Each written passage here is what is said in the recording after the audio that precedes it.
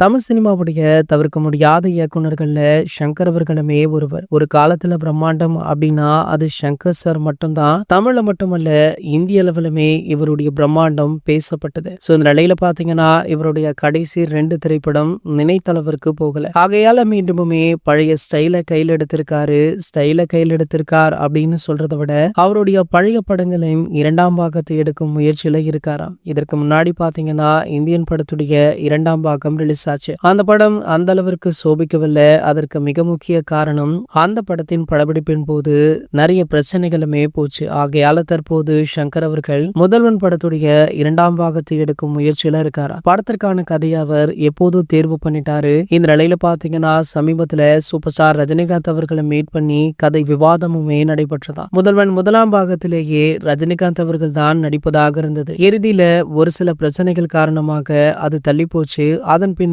அந்த படத்துல நம்ம அர்ஜுன் அவர்களுமே நடித்திருப்பார். படமுமே பிளாக் பஸ்டர் வெற்றி அடைந்தது. இதனடுத்து பாத்தீங்கன்னா தற்போதுள்ள காலகட்டத்துல சூப்பர் ஸ்டாரை வைத்து இந்த முதல்வன் 2 படத்தை கொடுத்தா விட்டு எடுத்து பிடித்து விடலாம் அப்படின்னு சங்கர் அவர்கள் அதிரடியாக செயல்பட்டு கொண்டுமே இருக்காரா. கூடிய விரைவிலேயே இந்த படத்திற்கான அறிவிப்பு அதிகாரப்பூர்வமாகவுமே வெளியிடப்பட இருக்காங்க. இந்த நிலையில பாத்தீங்கன்னா சூப்பர் ஸ்டார் தற்போது ஜெயிலர் 2 படப்பிடிப்பை முடிச்சுட்டு தலைவர் 173வது படப்பிடிப்புல பிஸியாக இருக்காரு. இதனடுத்து கமல் சார், ரஜினி சார் இணைந்து ஒரு படம் நடிக்கிறாங்க.